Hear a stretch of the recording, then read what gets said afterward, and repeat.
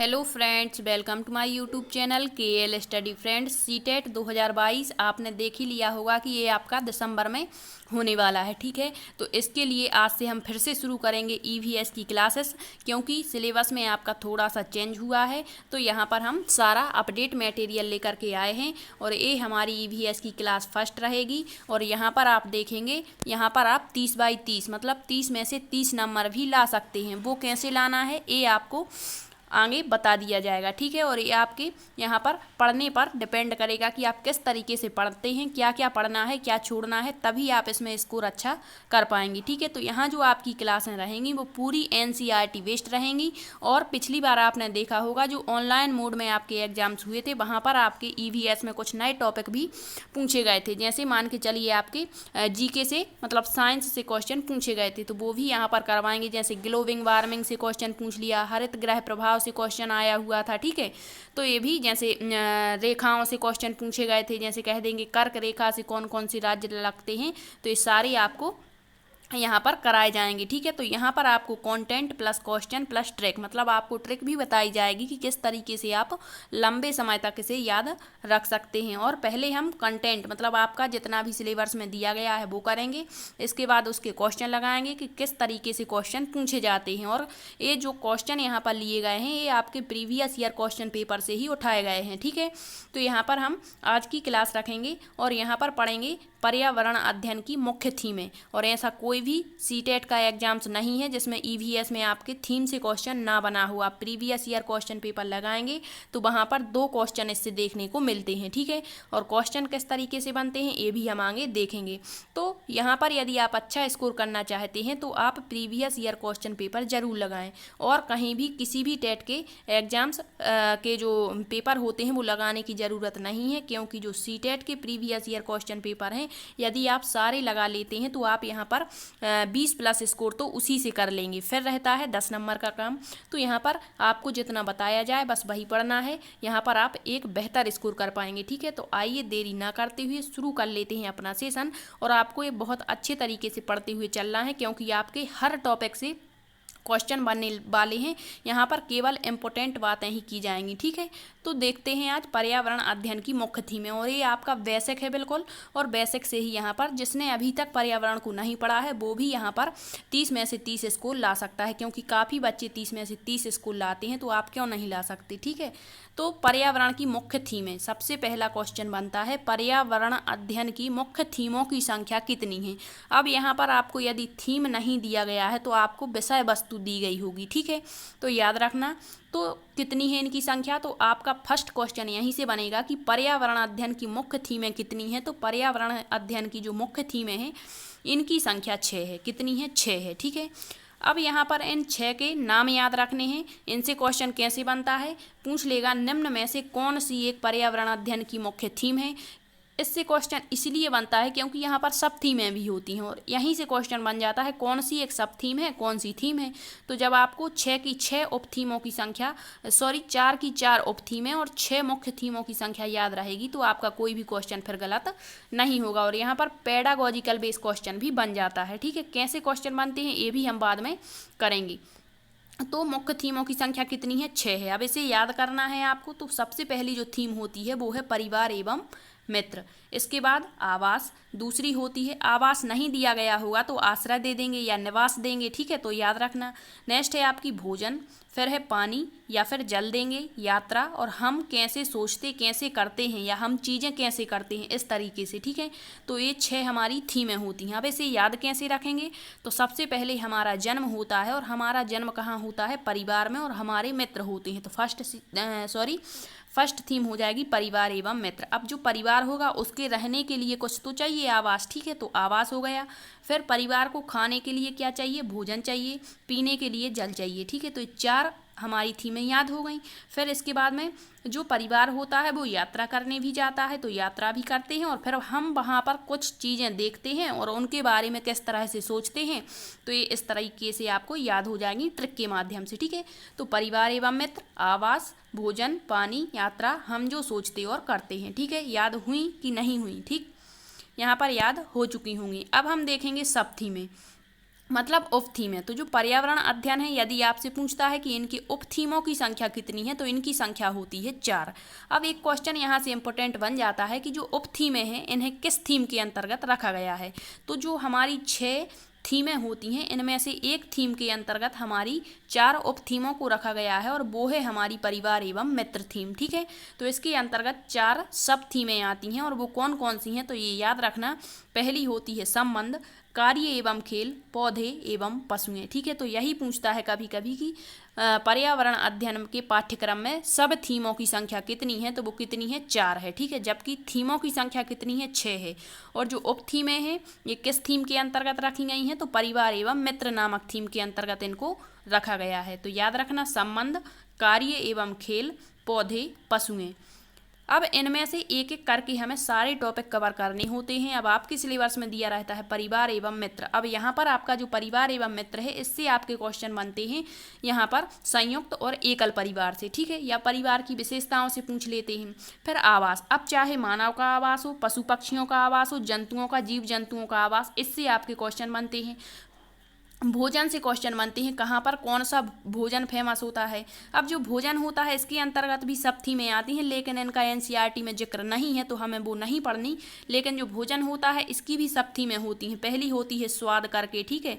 फिर दूसरी होती है भोजन पकाने की विधियाँ। तीसरी होती है भोजन का संरक्षण। इस तरीके से इसकी भी 5 सब थीमें होती हैं। ठीक है, लेकिन हमें वो नहीं पढ़नी है।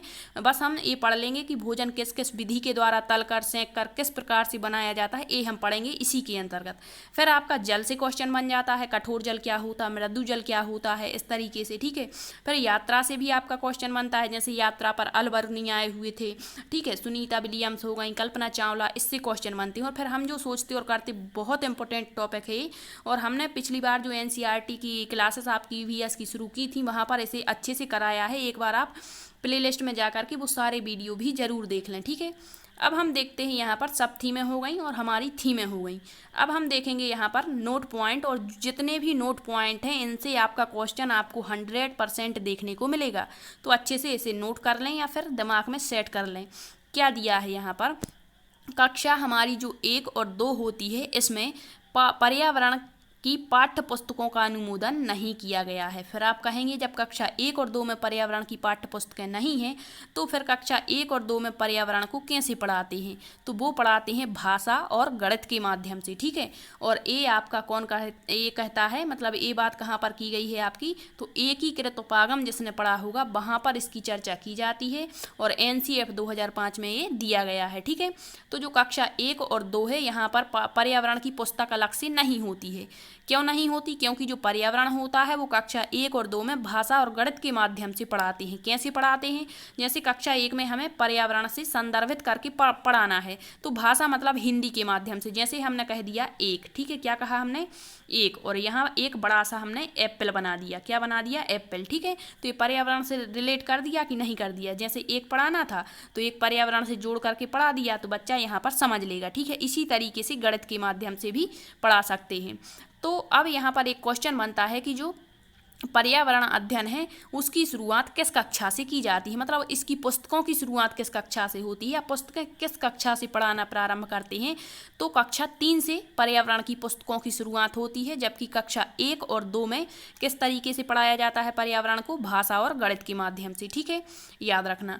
नेक्स्ट अब हम देख लेते हैं, पर्यावरण के 5 ई होते हैं, और इनसे आपका क्वेश्चन बन जाता है पेडागोजी में। ठीक है, तो यहाँ पर पर्यावरण के 5 ई जो हैं, इसका जो मॉडल है वो रचनावाद पर आधारित है, और यही बाल केंद्र शिक्षा के क्षेत्र में उपयोगिता इसकी होती है। अब ये 5 ई क्या होते हैं, इनके नाम आपको याद रखना है, और हिंदी में इसके क्या नाम होते हैं वो भी याद रखना है। ठीक है, तो 5 ई जो होते हैं, ये होते, कभी कभी तो यही पूछ लेते हैं, निम्न में से पर्यावरण अध्ययन के 5 ई में से कौन सा एक नहीं है।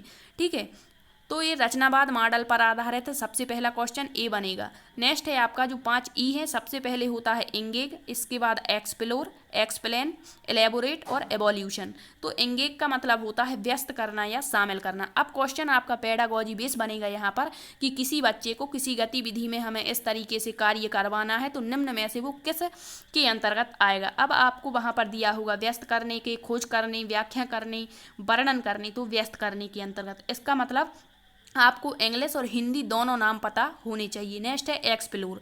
एक्सप्लोर मतलब खोज करना, मतलब बच्चा स्वयं करके यहाँ पर सीखेगा, खोज करेगा, ठीक है।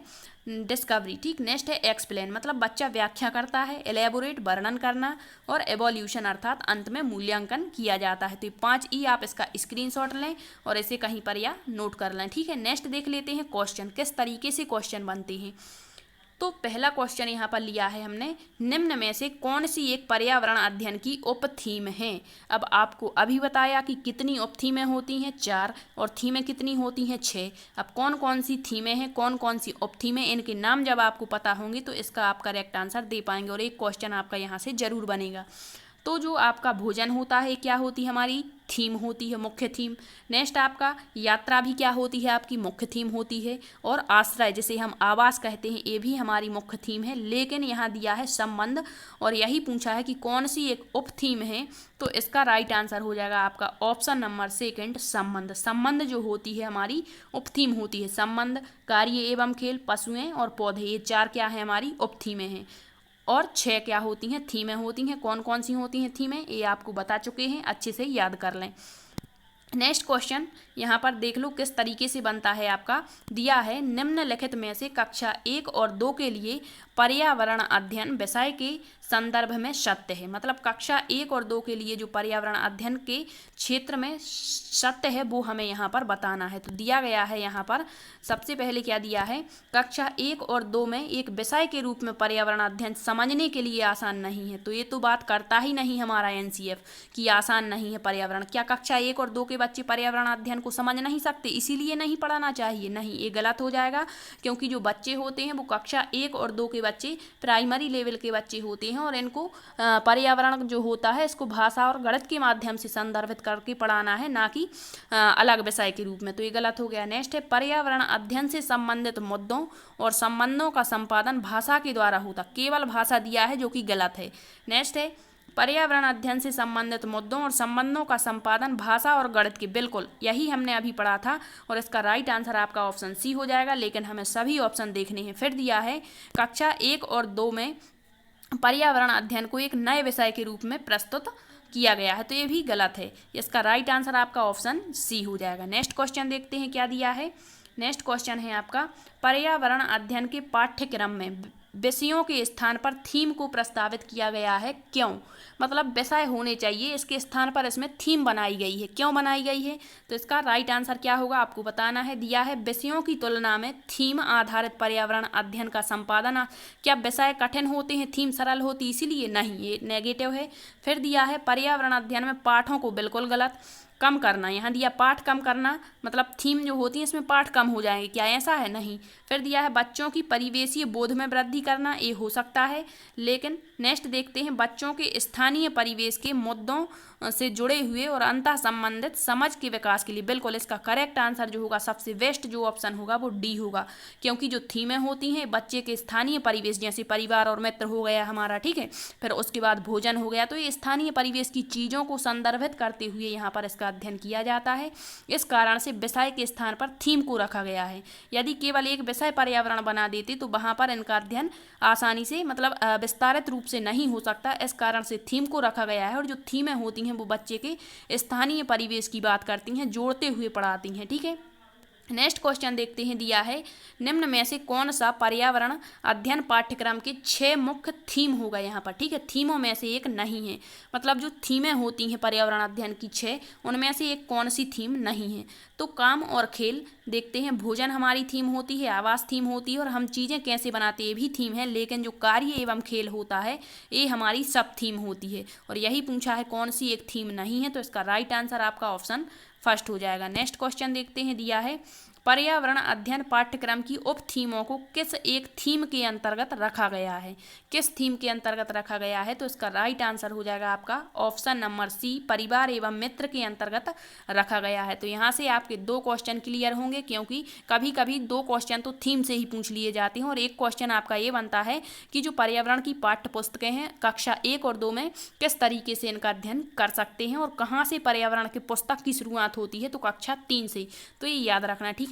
और यदि पूछता है कि कक्षा 1 और 2 में पर्यावरण अध्ययन भाषा और गणित के माध्यम से पढ़ाया जाता है। इसका वर्णन कहाँ पर किया गया है, आपको ऑप्शन में देंगे एनसीएफ 2005, आरटीई दे देंगे, ठीक है। तो एनसीएफ 2005 में दिया गया है एकीकृत उपागम में, ठीक है। और जो एकीकृत उपागम होता है हम बहुत अच्छे से पढ़ेंगे, क्योंकि पेडागोजी में आपके इससे भी 2 क्वेश्चन बन जाते हैं, ठीक है। आई होप आपको ये सेशन पसंद आया होगा। सेशन थोड़ा सा छोटा ही रखा है, क्योंकि आपको कोई भी यहाँ पर दिक्कत ना हो पढ़ने में, ठीक है। आप सारे टॉपिक अच्छे से क्लियर करेंगे तो आप 30 में से 30 स्कोर जरूर कर पाएंगे। यदि आपको सेशन आया है पसंद तो इसको लाइक शेयर भी जरूर करना। नेक्स्ट क्लास में आपकी फिर से लेकर के आएंगे और क्लास 2nd रहेगी, और जिसमें हम आपके एक एक टॉपिक को क्लियर करते हुए चलेंगे, ठीक है। Thank you.